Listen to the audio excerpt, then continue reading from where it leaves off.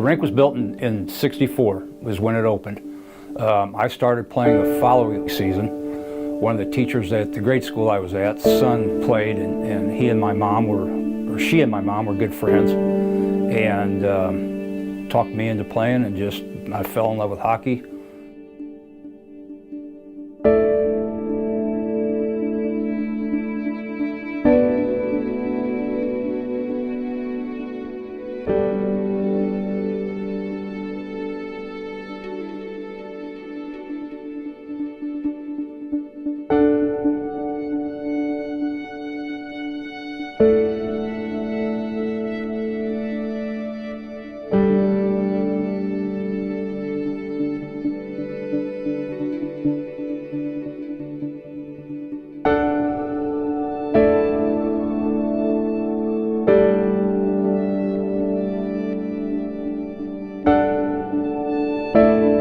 My name's Dan Engelbright.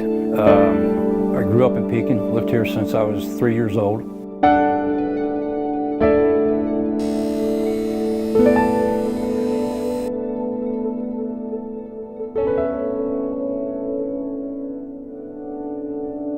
One and a 7. Awesome, thanks so much. You're welcome. People probably don't realize, but Pekin was one of the first indoor rinks in Illinois. So it's 3 years old, 54, and it's still got the original floor. The boards were built in 1986 by all volunteers. Kinley Courts and a bunch of carpenters built those, so they're handmade, and they're starting to rot.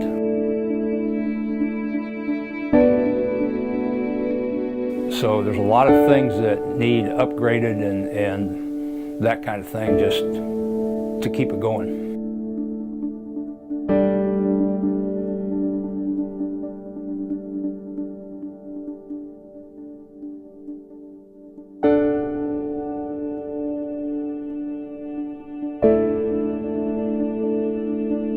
Pekin's always been known about having good ice, and I just wanted to keep that up, and so I spent a lot of time just out on the ice on the Zamboni, trying to keep it level.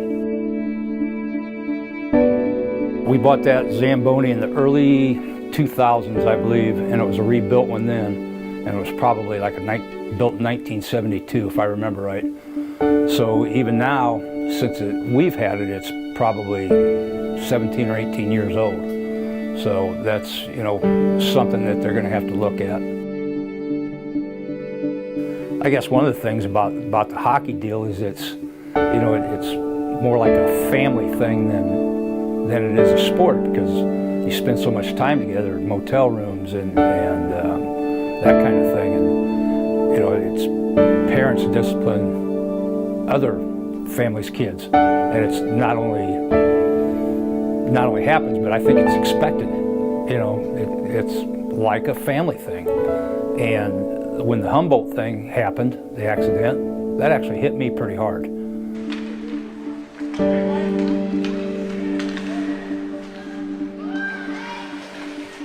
As a coach, you get out as much out of it as the kids get out of it. So, it's pretty rewarding, and I think that's what you're seeing now. Who's ready? Who's ice? Who's ice? All right, boys, be careful. And I think as these guys grow up, you'll see more people get involved. Right now, they've got a pretty strong organization. They've got teams at every level, 2 teams at some levels. The high school team's doing well. So I think we're at a point where we really need to do some upgrades to our rink to keep the people here. Make it a little nicer, definitely a little warmer in our rink. It's probably known as one of the coldest rinks in the state, if not in the country. But we need money to get these things done.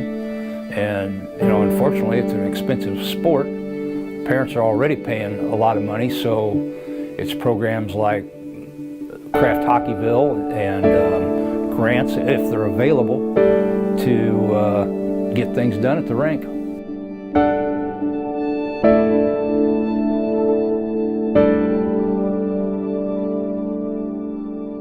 Kids that are playing now, not all of them, But a lot of the kids are children of the people that played, grandchildren of people that played and grew up in the rink, and I think that's why you still get passion for hockey in Pekin.